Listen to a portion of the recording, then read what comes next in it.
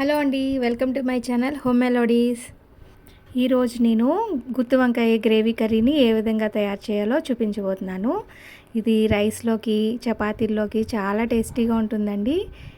ఇంత టేస్టీగా ఉండే మసాలా గ్రేవీ కర్రీని ఏ విధంగా తయారు చేయాలో చూద్దాం. ముందుగా అయితే ఇది వంకాయలని అయితే లేత వంకాయలని తీసుకోవాలి. ఇది చాలా టేస్టీగా ఉంటుంది కర్రీ. లేత వంకాయలు తీసుకుంటే చాలా బాగుంటుంది. శుభ్రంగా కడుక్కున్న తర్వాత ఇలా ఘాట్లు పెట్టుకొని సన్నగా కట్ చేసుకోవాలి. ఇప్పుడు ఒక పాన్ తీసుకొని దాంట్లో పల్లీలను వేయించుకోవాలి. మీడియం ఫ్లేమ్లో చక్కగా దోరగా వేయించేసుకోవాలి. ఇలా వేయించుకున్న వాటిని ఒక ప్లేట్లోకి తీసేసుకోవాలి. ఇప్పుడు ఆ పాన్లోనే మసాలా దినుసులు అయితే తీసుకుంటున్నాను. ఇలాచీ, దాల్చిన చెక్క, లవంగాలు వేయించుకోవాలి. దాంట్లోనే నువ్వులను కూడా వేసుకొని వేయించేసుకోవాలి. చిటపట వేగిన తర్వాత ఇవి కూడా ఒక ప్లేట్లోకి తీసేసుకోవాలి. కొంచెం వేడిగా ఉన్నప్పుడు వేయించుకుంటే సరిపోతుంది, లేకపోతే మాడిపోతాయి. పక్కన పెట్టేసుకోవాలి. ఇందులోనే ఆయిల్ వేసుకొని వంకాయల్ని కట్ చేసుకున్న వంకాయల్ని వేయించేసుకోవాలి.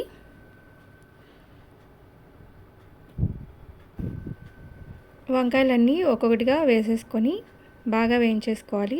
వంకాయలు ఎర్రగా అయ్యే వరకు కూడా వేయించుకుంటే బాగుంటుంది కర్రీ అనేది.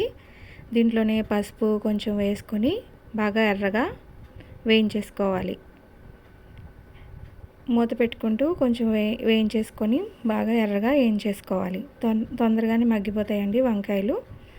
ఇక పల్లీలు ఇవి కూడా వేయించుకున్న వాటిని మిక్సీ చేసుకొని పక్కన పెట్టుకోవాలి. ఇప్పుడు వంకాయ ముక్కలు బాగా ఎర్రగా వేగిపోయాయి. ఇవి తీసేసుకొని ఒక ప్లేట్లోకి అయితే తీసేసుకోవాలి. నువ్వులు అవి గ్రైండ్ చేసుకొని పక్కన పెట్టుకోవాలి. ఉల్లిపాయ ముద్దను కూడా ఒక 4 ఉల్లిపాయలను కూడా గ్రైండ్ చేసుకొని పక్కన పెట్టుకోవాలి. వంకాయలన్నిటినీ కూడా మొత్తం అన్నీ ఇలా వేయించేసుకొని పక్కన పెట్టుకోవాలి. అదే పాన్లో ఆయిల్ వేసుకొని కొద్దిగా జీలకర్ర, ఆవాలు, ఎండుమిరపకాయలు, పచ్చిమిరపకాయలు వేసుకోవాలి. దాంట్లో ఆనియన్ పేస్ట్ని కూడా వేసుకొని అందులో వేయించేసుకోవాలి. కొంచెం కలర్ మారే వరకు కూడా వేయించేసుకోవాలి.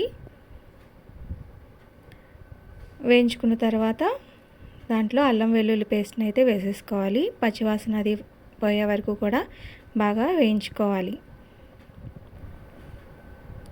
ఈ ఉల్లిపాయ ముద్దని కొంచెం బాగా వేయించుకోవాలండి, అప్పుడే బాగుంటుంది కూర. ధనియాలు, జీలకర్ర పొడి ఒక్కొక్కటిగా వేసేసుకోవాలి. మసాలా పౌడరు, సాల్ట్ కూడా వేసేసుకోవాలి. తర్వాత కారం కూడా వేసుకోవాలి. కారం తినేవాళ్ళు చూసుకొని వేసుకోవాలి. ఇవన్నీ వేసుకున్న తర్వాత బాగా వేయించుకొని మొత్తం అంతా బాగా కలిసేలాగా కలుపుకోవాలి. ఈ మసాలాలన్నీ బాగా వేగే వరకు కూడా ఇలా వేయించేసుకోవాలి. తర్వాత దీంట్లోనే పల్లీలు, నువ్వులు వేయించుకుని పొడి చేసుకున్నాం కదా, అది కూడా వేసుకొని బాగా వేయించుకోవాలి. మంచి అరోమా వచ్చే వరకు కూడా ఇలా వేయించేసుకోవాలి. ఇలా దగ్గరగా వేయించుకున్న తర్వాత దీంట్లో పక్కన పెట్టిన వంకాయలను అయితే వేసేసుకోవాలి. ఇవన్నీ కూడా బాగా వేయించుకోవడం వల్ల రుచి అనేది చాలా బాగుంటుందండి. ఇవన్నీ ఒకసారి కలిపేసుకుని బాగాను మసాలాలన్నీ దానికి పట్టేటట్టుగా బాగా కలుపుకోవాలి. కలుపుకుని 2 నిమిషాలు ఆగి దాంట్లో సరిపడినంత వాటర్ వేసేసుకోవాలి. వాటర్ అడ్జస్ట్ చేసుకొని బాగా వాటర్ వేసుకుని గ్రేవీగా కావాలి అనుకుంటే కొంచెం వాటర్ వేసుకొని బాగా కలుపుకోవాలి. తర్వాత మూత పెట్టుకొని 2-3 నిమిషాలు ఆగామంటే దాంట్లో పైన ఆయిల్ అనేది పైన సపరేట్ అయిపోతుందండి. ఇలా 5 to 10 మినిట్స్ స్టవ్ మీద ఉంచితే కూర రెడీ అయిపోతుంది.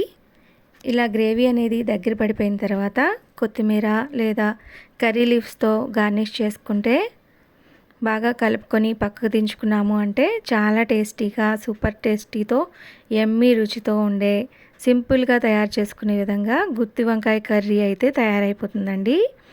ఈ గుత్తి వంకాయ మసాలా కర్రీ రైస్లోకి కానీ చపాతీలోకి కానీ రోటీస్లోకి కూడా చాలా టేస్టీగా ఉంటుంది.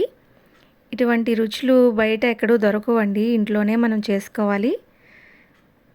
రుచి చాలా టేస్టీగా అదిరిపోతుంది. మీరు కూడా ఒకసారి ఇంట్లో ట్రై చేసి చూడండి.